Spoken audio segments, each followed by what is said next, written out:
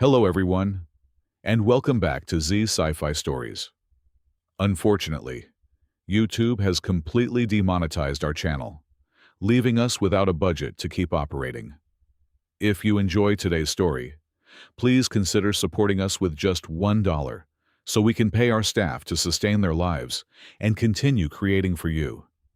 You can easily donate by scanning the PayPal QR code on your screen or by clicking the link in the description or comments. The Varthari were gods of muscle and scale, apex predators who had conquered half the galaxy. Yet, when the darkness of the abyssal engine swallowed their finest, they did not send their legendary warlords to save them. They sent a broken, limping human. And as the towering aliens watched him step into the pitch-black abyss, they realized the universe had a very different definition of survival. The abyssal engine did not drift through space. It loomed. It was a colossal, dying megastructure of ancient origins, bleeding a crushing magnetic field that suffocated any modern technology brought near it. Inside its rusted, shifting belly, a royal rookie squad of the Varthari Empire had become trapped. The Supreme Council of the reptilian race was in a state of absolute despair. None of their veteran warlords dared to breach the engine. The structure's anomalous frequencies instantly shorted out plasma weaponry and induced a crushing gravity that turned the legendary Varthari physical strength into a deadly burden. Out of options, the Council had purchased the services of Eamon Brunner. Eamon was a salvager. He was a scrawny, hollow-cheeked human whose left leg was entirely supported by a crude, whining metal exobrace. He was a bottom feeder in the eyes of the galaxy. Yet, he possessed a maddening reputation for walking out of dead zones carrying treasures while leaving better men behind as corpses. The emergency airlock hissed open with a grinding shriek of unlubricated steel. Eamon stepped into the staging vestibule of the engine, the heavy, metallic clank of his braced leg echoing against the cold bulkheads. Waiting for him in the dim emergency lighting were the cubs. There were 4 of them, each standing nearly 3 meters tall, clad in naturally thick, scaled hides and heavily augmented biological armor that pulsed with bioluminescent energy lines. Draco, the squad's giant vanguard, cast a shadow that entirely swallowed the human. Xylar, hot-headed and restless, paced the steel floor, his heavy tail lashing against the walls. Zin stood in the corner, his cold, reptilian eyes analyzing the newcomer with calculating disdain. At the center stood Kale, the squad leader, whose posture radiated pure, unadulterated arrogance. Despite being marooned in a decaying, lightless tomb, the 4 Varthari warriors looked down at Eamon with palpable disgust. They had expected a royal armada, a rescue fleet of heavily armored dreadnoughts. Instead, their salvation was a fragile, flesh-and-bone creature who looked like a stiff breeze would snap his spine. The human's gear was an insult to their advanced technology. He wore a faded canvas jacket, a simple rebreather, and that loud, primitive mechanical brace. Eamon did not offer a salute. He did not bow, nor did he explain the astronomical fee the Council had paid him. He simply unhooked a heavy canvas duffel bag from his shoulder and let it slam onto the metal grating. He reached inside and pulled out 4 heavy, unpowered alloy crowbars and a thick coil of kinetic wire. He tossed the crude tools at the feet of the towering aliens. The metal clattered loudly against the floor. "Take those," Eamon said, his voice flat and raspy through his rebreather.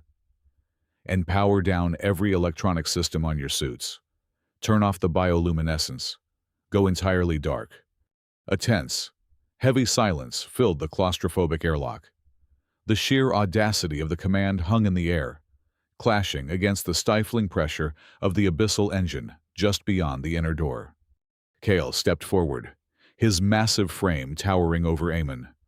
The glowing energy lines on his armor flared bright blue, reflecting in the human's calm, tired eyes. "You dare give us orders, scavenger," Kale hissed, his voice a deep, guttural rumble that vibrated the floorboards. This armor is the unbreakable pride of the Varthari. It is our heritage, our strength. We do not shed our glory in the dark like frightened vermin. Xylar scoffed from the side, crossing his massive arms. Look at him! He needs machines just to walk. We are the apex. We do not hide. Aemon did not argue. He did not flinch at the giant's threat, nor did he puff out his chest to match their bravado. He merely offered a slow, indifferent shrug. He turned his back to the towering warriors, walked toward the heavy manual wheel of the inner airlock door, and grabbed it with calloused hands. The gears groaned in protest as he heaved it open. Beyond the door lay an impenetrable, absolute blackness. The air that poured out smelled of ozone, dried blood, and ancient dust. Aemon paused at the threshold. He adjusted the strap of his bag, staring into the suffocating void. "Wear your armor if you want to be prey," Aemon said, his voice completely devoid of emotion. In here, light equals death. They walked for exactly 2 hours. Every step was a countdown. The Varthari warriors had flatly refused to power down. Their bioluminescent armor cast a brilliant, arrogant blue light against the rusted bulkheads of the narrow corridor. They were radiant beacons marching through a graveyard. Aemon stayed 20 paces ahead of them. His mechanical brace whined with every step. He kept to the shadows, hugging the cold steel walls. He knew exactly what the light would bring. The air grew unnaturally cold. The oppressive, ambient hum of the abyssal engine shifted pitch. It was a microscopic change in the magnetic pressure, but Aemon stopped instantly. Then, the ceiling tore open. There was no roar. There was no battle cry. There was only the horrific shriek of tearing metal. The temple guards dropped from the absolute darkness. They were mechanical nightmares constructed from jagged, oxidized steel and exposed synthetic muscle fibers.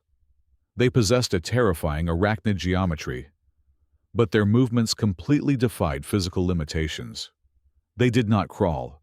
They blurred across the walls in frantic, impossible bursts of speed. Their optical sensors flared a dead, hollow crimson. They instantly locked onto the massive, pulsing biological signatures of the Varthari Royal Guard. Xylar reacted with pure, instinctual aggression. He roared, his massive tail lashing out to anchor his combat stance. He charged. He trusted the brutal, innate physical superiority that made his species the supreme conquerors of the known galaxy. Draco moved to flank the creatures, raising fists thick enough to crush a heavy assault vehicle. They sought a direct, physical confrontation. They sought to shatter the ancient metal with their bare hands. It was not a battle, it was a slaughter. The machines did not absorb the crushing blows. They simply slipped through the aggressive arcs of violence. A blur of razor-sharp, vibrating steel whipped forward. Xylar threw up a heavy, armored forearm to block the strike. The machine bypassed his physical defense entirely. The jagged mechanical limb sliced through the advanced Varthari energy shielding like a searing wire passing through snow. It did not stop. The blade impaled Xylar directly through his massive shoulder. The sheer kinetic force lifted the giant warrior completely off the grating and pinned him violently against the corridor wall. Dark, thick blood erupted across the rusted floor. Xylar unleashed a deafening scream of agony. Draco lunged forward, desperate to rip the machine off his squadmate. A second temple guard dropped directly onto the vanguard's back. The impact hit with the devastating, concentrated mass of a falling asteroid. Draco crashed face first into the steel deck. The legendary Varthari armor crumpled inward under the unnatural weight. His immense biological resilience meant absolutely nothing. The raw, brute force of the galaxy's apex predators was utterly useless against the calculated, frictionless violence of these ancient horrors. Kale froze in sheer shock. Zin raised his hands in a futile gesture of defense. The analyst's rapid-fire mind calculated their tactical odds of survival and arrived at absolute zero. They braced for the inevitable end. Aemon moved. He did not scream. He did not draw a blade to engage in useless close combat. He analyzed the geometry of the room. His hand snapped to his waist. A magnetic harpoon launched from his belt with a sharp, deafening crack. The heavy spike slammed deep into a reinforced steel support beam, hanging high above the killing floor. He gripped the kinetic wire. He threw his meager weight off the edge of the elevated walkway. He swung. The first temple guard pivoted smoothly, its crimson optics tracking the sudden movement. But Eamon was already gone. He swung directly into the machine's optical blind spot. His trajectory was an immaculate display of spatial awareness. It was a mathematical prediction, executed to the exact millisecond. He released the wire. He fell freely through the air, dropping directly over the writhing, bladed beast. The creature reared its limbs up to skewer the falling target. That was the fatal, predictable error Eamon had anticipated, as gravity pulled him past the violently shifting joints of the machine. Eamon's hands moved with blinding, surgical precision. He did not strike the thick armor plates. He targeted the microscopic gaps in the design. In the fraction of a second that the machine's limbs extended, Eamon dropped 3 small, highly compressed electromagnetic pulse mines directly into its exposed magnetic articulation nodes. He hit the floor, tucked his shoulder, and rolled rapidly away. He let the creature's own terrifying momentum do the heavy lifting. The machine lunged after him. That sudden, massive exertion of physical force triggered the traps. The mines detonated inside the joints. They did not produce a fiery explosion. Instead, they violently reversed the magnetic polarity within the creature's motor functions. The machine's own impossible kinetic energy turned completely against its structural integrity. Thick gears shattered. Articulated limbs violently snapped backward, bending in impossible directions. The temple guard literally tore itself into jagged, sparking fragments in one singular, deafening crunch of twisted metal. It collapsed into a heap of dead, smoking slag. The second machine immediately released Draco, skittering backward into the pitch-black ceiling, repelled by the sudden, illogical destruction of its unit. The chaotic roar of battle vanished instantly. A dead... Heavy silence smothered the claustrophobic corridor. The only sound was the hiss of dying hydraulic fluid and the sickening drip of Xylar's blood hitting the floor. The smell of burnt ozone mixed heavily with the copper scent of gore. The royal giants remained frozen on the deck. They stared down at the scattered, smoking debris of the invincible machine. Then, their wide, reptilian eyes shifted to the frail, limping human. Eamon calmly walked over to the wreckage. He stepped over a sparking optic sensor, casually tugged his kinetic wire free from the ceiling beam, and began winding it up around his elbow. He had not broken a single drop of sweat. Zin stared at the tiny man. The brilliant Varthari analyst had lost all of his cold composure. His massive, clawed hands trembled violently. His entire worldview, a foundation built upon thousands of years of unquestioned biological supremacy, had just been completely dismantled in less than 10 seconds. He opened his mouth.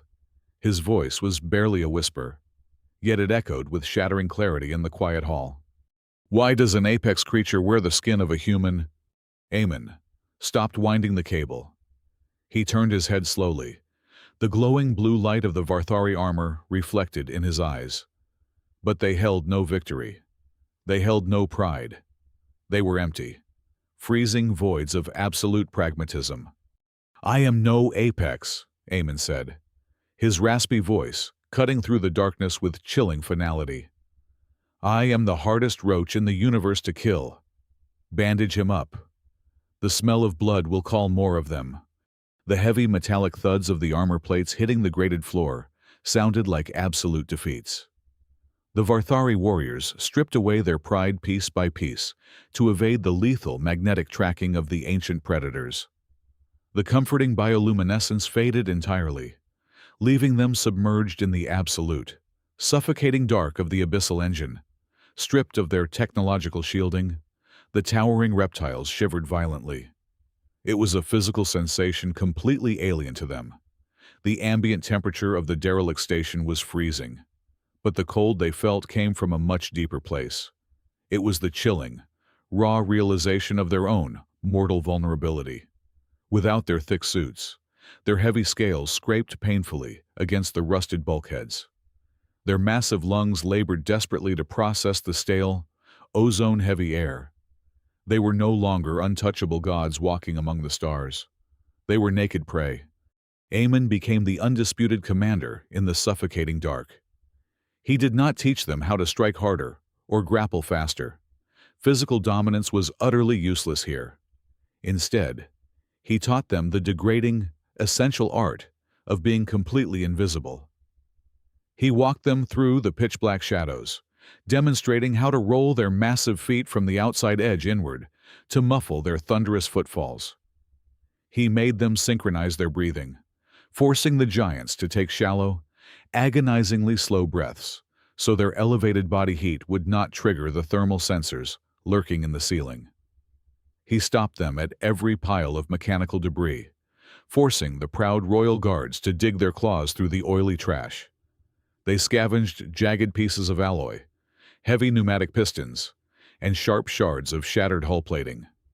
Aemon showed them how to wrap torn, bloody fabric around the metal to create crude, silent shanks. The true test of their breaking endurance came several hours later. They had taken desperate shelter inside a collapsed ventilation hub. Xylar collapsed heavily against a rusted wall, his breathing ragged and wet. The deep puncture wound in his shoulder had turned a sickly, necrotic black. The ancient machine's blade had been coated in a highly toxic, synthetic biosphere that rapidly ate through organic tissue. Zin frantically emptied 3 vials of advanced Varthari biofoam into the wound, but the medical gel simply boiled and turned to useless gray ash on contact. Xylar let out a low, pathetic groan, his massive body convulsing wildly with fever. Aemon did not offer comfort. He walked over, grabbed a rusted alloy blade from his bag, and poured a vial of raw, highly volatile chemical solvent over the jagged edge. He struck a hard spark with his heavy boot, igniting the blade into a bright, searing chemical fire.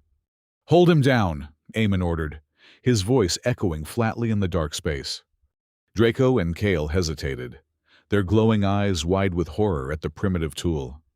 "Hold him down or he dies in 5 minutes," Aemon barked, his tone cutting through their shock like glass.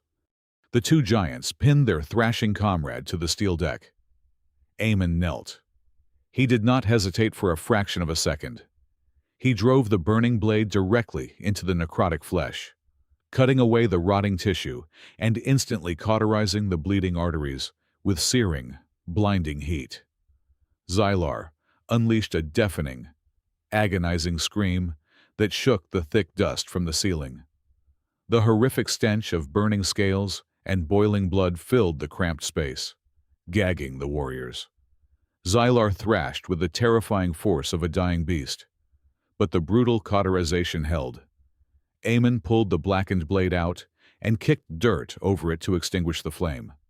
He quickly wrapped the charred shoulder in coarse kinetic wire and heavy canvas. The brutal, primitive surgery had successfully stopped the deadly infection. Later, as a tiny, smokeless chemical fire burned dimly in the center of their makeshift camp, Kyle stared at the fragile human. Aemon was calmly sitting on an overturned crate, using a small wrench to meticulously tighten the bolts on his whining leg brace.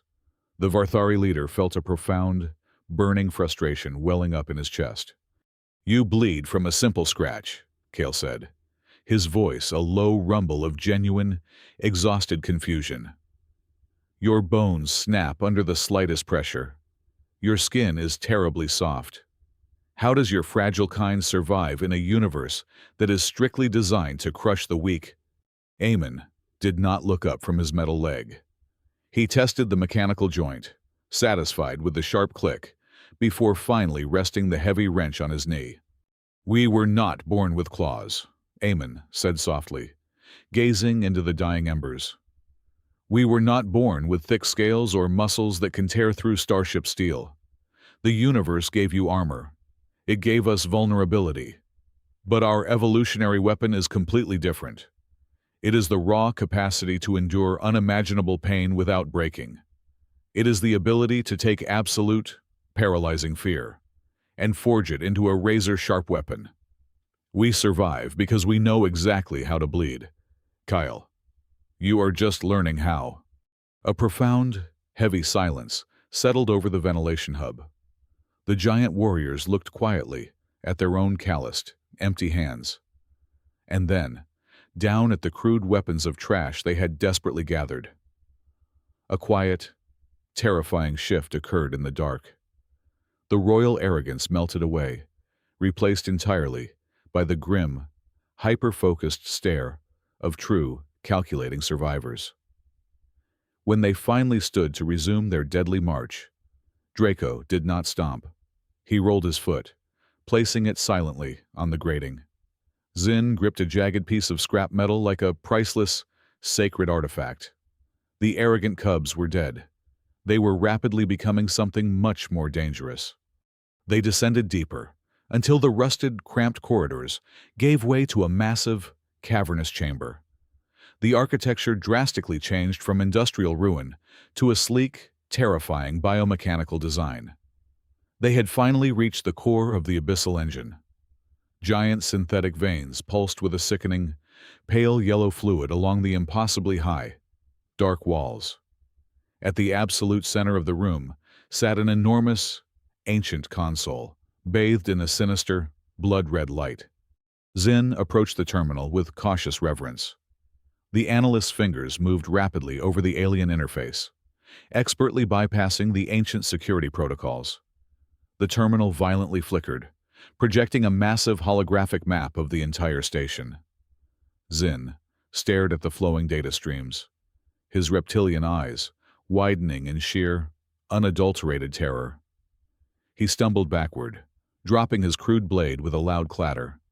"This is not a derelict ship," Zin whispered, his voice trembling so violently he could barely form the words. "The engine is not broken. It is a slaughterhouse." Kale instantly grabbed Zin by the broad shoulders. "What are you talking about?" "The distress signal was a fake," Zin gasped, pointing a violently shaking claw at the red holographic display. The station's artificial intelligence generated the anomaly on purpose. It analyzed the surrounding galactic sectors. It wanted the absolute peak of biological evolution. It wanted our specific, highly mutated royal genes. It lured us here to manually harvest our DNA. It is building a completely new generation of invincible biomechanical weapons. And we are the raw material. Draco let out a low, panicked growl, rushing wildly to the massive blast doors they had just passed through. He slammed his heavy fists against the thick metal. It was sealed completely shut. "We are locked in!" Draco yelled over his shoulder. "Every single exit since the outer airlock has been dead-bolted." The invincible Varthari warriors felt their mighty spirits shatter into dust. The crushing realization hit them like a devastating physical blow. They were not brave heroes conquering a dangerous frontier. They were absolutely nothing but fattened livestock, walking willingly into a cosmic abattoir.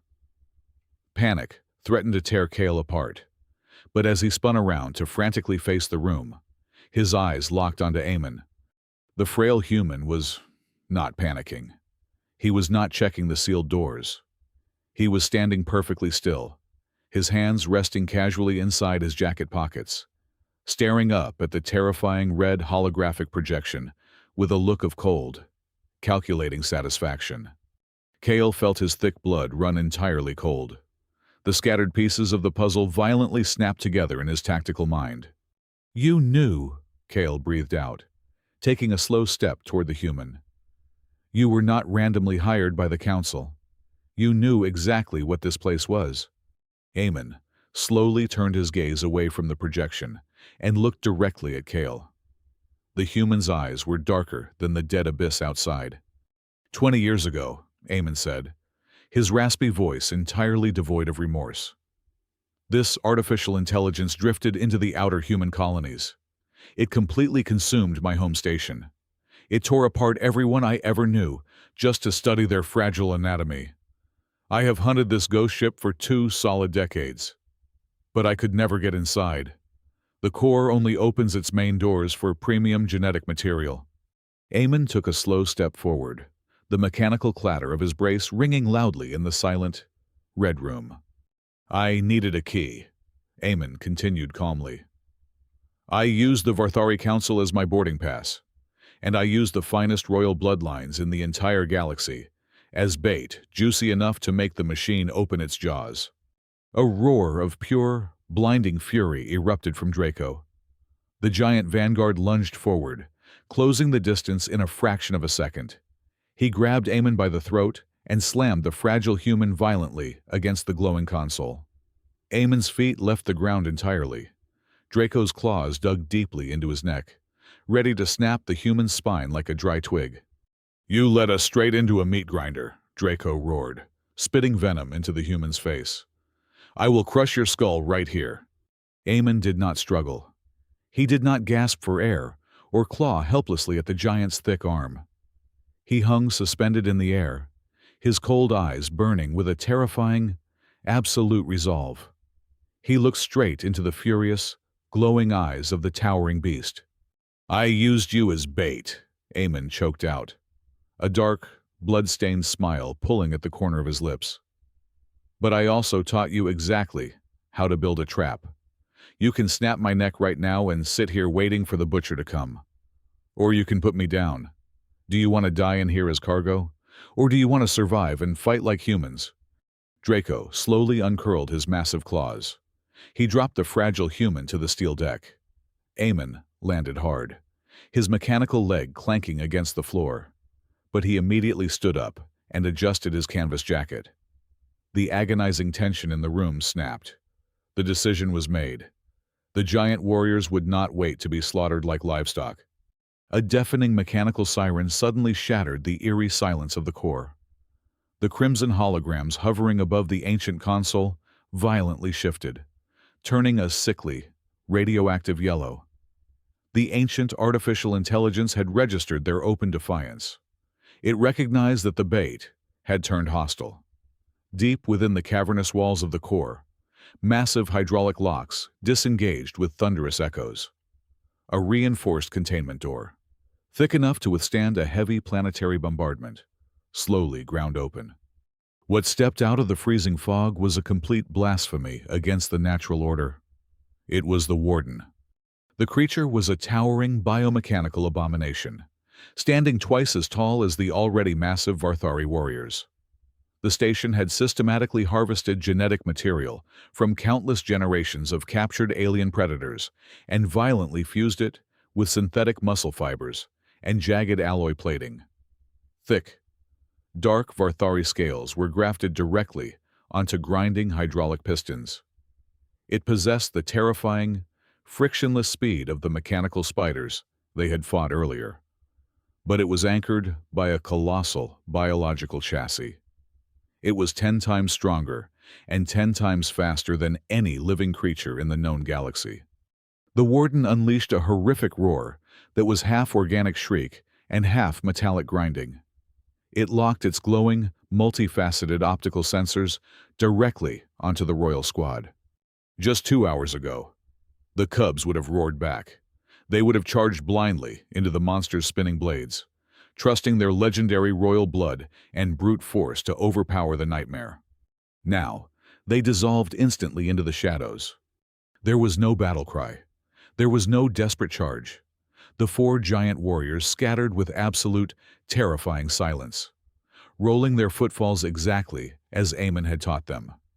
The human doctrine of guerrilla warfare had officially infected the galaxy's apex predators. The Warden lunged, its massive bladed limbs shattering the solid steel deck where Kyle had stood just a fraction of a second before. The beast paused, its mechanical sensors frantically sweeping the dark, cavernous chamber. It was entirely built to crush brute force, but it could not comprehend an enemy that flatly refused to fight on its terms. High above the killing floor, clinging tightly to a rusted ventilation duct, Zin initiated the very first phase of the human trap. The brilliant analyst closed his eyes and focused entirely on his own internal biology. He intentionally forced his massive reptilian heart to beat at a terrifying, frantic pace, spiking his biological thermal signature to maximum capacity. The warden immediately snapped its gruesome head upward, locking onto the sudden explosion of heat and life. The abomination leaped, clearing 50 feet of vertical space in a single, terrifying bound. Just as the beast reached the very apex of its jump, Zin employed the agonizing human breathing technique Eamon had demonstrated. He exhaled completely, voiding his massive lungs of all air, and violently suppressed his heart rate. His glowing thermal signature instantly vanished into the ambient freezing temperature of the upper room. The warden crashed heavily into the empty steel ceiling duct, completely blinded by the sudden sensory deprivation. It thrashed wildly against the metal, confused and enraged by the ghost signal. Down below, Draco moved with terrifying purpose. The towering vanguard did not aim his massive fists at the monster. Instead, he grabbed a solid iron engine block that had been abandoned on the floor, a piece of debris that weighed several tons. He hoisted it over his head, his thick muscles screaming under the immense strain. He did not throw the weapon at the enemy. He hurled the colossal weight directly down into the delicate magnetic floor supports directly beneath the warden's estimated landing zone. The massive iron block violently smashed the structural integrity of the deck. The artificial gravity plating in that specific sector instantly destabilized. When the warden dropped back down to the floor, it did not land gracefully. The rapidly fluctuating gravity seized its massive right leg, dragging it downward with the terrifying force of a collapsing star, while pushing its left side violently upward. The invincible machine stumbled hard, its perfect kinetic balance entirely shattered. That was the exact moment Kale and Xylar struck from the pitch black. They moved flawlessly through the shadows, completely devoid of their former royal arrogance. Xylar ignored the burning, blinding agony in his scorched shoulder. He slid silently beneath the stumbling monster and drove a jagged, crude shank of hardened scrap metal directly into a vulnerable hydraulic line located just behind the beast's knee joint. Black, oily fluid immediately erupted across the floor. At the exact same time, Kale dropped heavily from a secondary walkway, slamming a heavy alloy crowbar right into the creature's secondary optical array. Glass and wire violently shattered. The Varthari leader did not stay to admire his brutal work. He instantly used his kinetic wire to swing safely away into the darkness, long before the furious beast could retaliate. They were bleeding the invincible monster dry. They struck and faded. They were a swarm of invisible insects attacking a blind titan, enraged and heavily leaking vital fluids. The warden blindly chased the fleeting shadows of Xylar and Kale. The two warriors moved with perfect, silent synchronization, deliberately slowing their pace just enough to keep the furious beast engaged. They were not running away in fear. They were herding it. They lured the towering abomination out of the cavernous main chamber and directly into a narrow, claustrophobic maintenance corridor. Eamon had pointed this exact choke point out to them on the holographic map just minutes prior. He had calculated its dimensions down to the exact centimeter. The corridor was heavily reinforced with thick steel bulkheads, but it was incredibly tight. The warden charged blindly into the trap. The very moment its massive bulk entered the hallway, its greatest physical advantage vanished entirely. The confined walls tightly pinned its extra-bladed limbs against its sides. It could not leap. It could not maneuver or spin. It was a giant, lethal sword completely jammed inside a tiny scabbard. The four Varthari descended mercilessly upon the trapped beast. They fought with a brutal, calculating coldness that mirrored the frail human who taught them. Zin expertly severed the remaining optical cables, plunging the machine into total darkness. Draco used the incredibly tight space to brace his massive back against the wall, delivering a devastating, double-legged kick that entirely shattered the creature's front, stabilizing joints. Xylar and Kale synchronized their final strikes, driving heavy iron rods directly into the exposed synthetic muscle fibers of the beast's chest, pinning it permanently to the rusted floor. The warden let out one final, pathetic mechanical whine before its core systems completely shut down. The invincible monster lay dead. It was defeated not by superior genetic strength, but by the relentless, exhausting, terrifying intelligence of human, asymmetrical warfare. The cubs stood quietly over the massive carcass, their chests heaving, their claws covered in black oil. They had evolved. They had won the impossible fight. Then, the blinding crimson light in the main chamber abruptly shifted to a searing, terrifying white. A mechanized, harmonious voice echoed loudly through every hidden speaker in the vast facility. The translation software implanted in their ears crackled to life. Primary defensive unit terminated. Biological containment entirely breached. Initiating absolute erasure protocol. The massive holographic projection in the central room dissolved into static. In its place, the heavy physical containment shields of the station's quantum energy core slowly began to retract. A terrifying, high-pitched whine vibrated through the very molecular structure of the station. The ancient core was deliberately destabilizing. The artificial intelligence realized it had completely lost control of its biological laboratory, and it had decided to burn the entire facility to ashes to protect its secrets. The quantum singularity spun violently in the center of the room, rapidly pulling the surrounding air toward it. It was no longer a glowing power source. It was a collapsing, artificial black hole, preparing to swallow the entire superstructure and absolutely everything inside it into a void of nothingness. The ferocious, howling gale of the destabilizing quantum core threatened to rip the flesh straight from their bones. The artificial singularity was expanding rapidly, devouring light and matter with an absolute, terrifying silence at its center. The massive central blast doors leading to the emergency escape bays remained stubbornly sealed behind the glowing terminal. Xin fought against the crushing gravitational pull, his claws desperately tearing at the console's physical access panel. He ripped the metal plating away, exposing a thick cluster of glowing synthetic nerves. "The automated lock is dead," Xin shouted over the deafening roar of the collapsing room. "The only way to open the bay doors is a direct neural override. Someone has to manually interface with the core network to trigger a logic bomb. It will force the system to reboot, buying exactly 3 minutes of open doors before the singularity consumes the entire sector. But the operator cannot disconnect." Kale stepped forward immediately.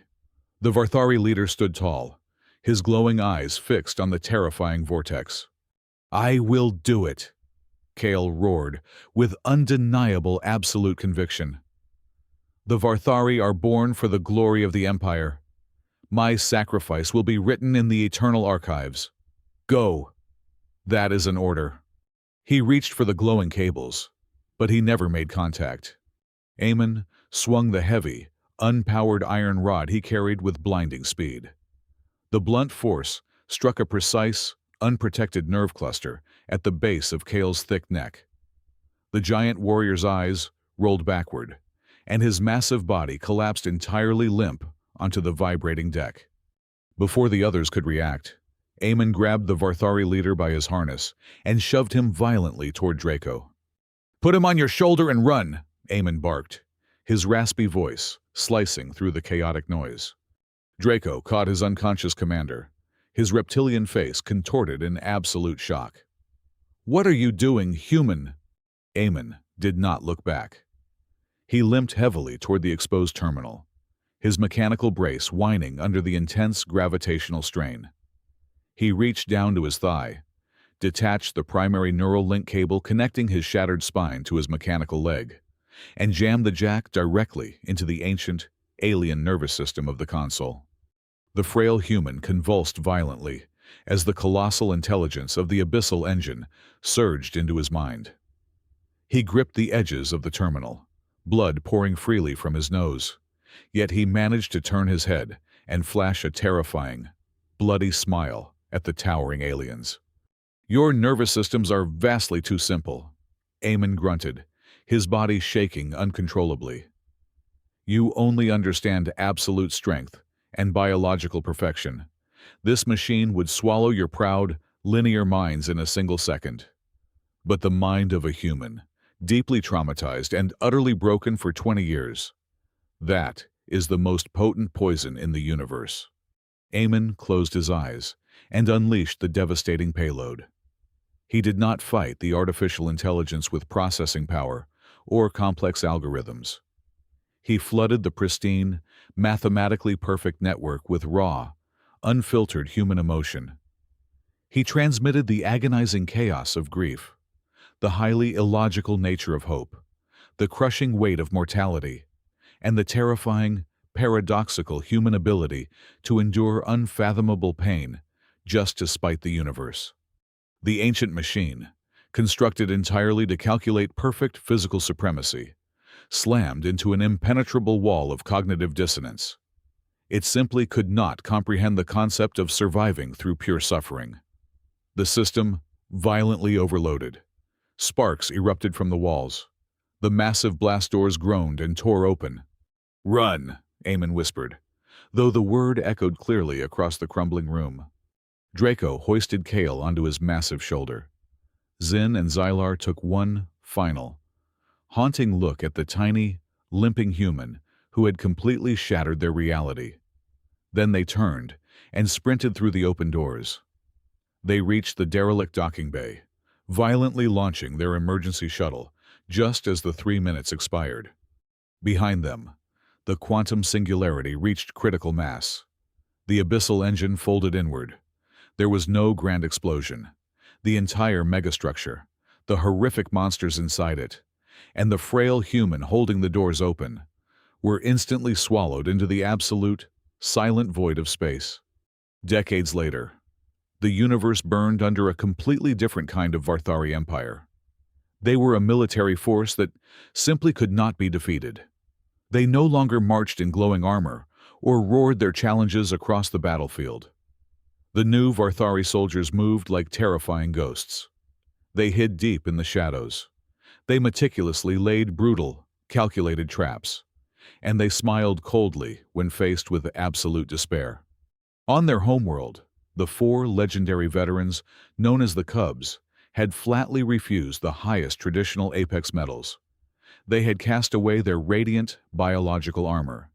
Instead, permanently scarred into the thick scales of their chests, they bore the humble, crude insignia of a mechanical gear. During a diplomatic summit, an esteemed alien scholar stood in the Grand Command Hall, completely terrified by the grim, silent efficiency of the Varthari guards. The scholar turned to General Kale, his voice trembling with curiosity. "General," the scholar asked carefully, "who exactly taught your mighty species this ruthless, terrifyingly brilliant art of war?" Kale did not look at the grand statues of ancient Varthari gods. He turned his scarred, reptilian face toward the main wall of the command room. Resting there, displayed with the utmost reverence under a single spotlight, was a rusted, heavily dented alloy crowbar. "He was a frail, soft creature wrapped in thin flesh," Kale replied, his deep voice rumbling with profound, unbreakable respect. "He walked with a heavy, mechanical limp. But he was the only true apex that this universe has ever produced." Thank you so much for listening to today's story on Z Sci-Fi Stories. We would love to know where you are listening from. So please drop a comment and let us know your city or country. As we mentioned, YouTube has completely demonetized our channel, leaving us entirely without a budget. If you enjoyed this journey and found the story compelling, please consider helping us out with just $1. You can support us by scanning the PayPal QR code currently on the screen, or by using the PayPal link provided in the description and the pinned comment below. Your support directly pays our incredibly hardworking staff, helping them feed their families and allowing us to continue creating these vast universes for you to explore. Thank you, and we will see you in the next adventure.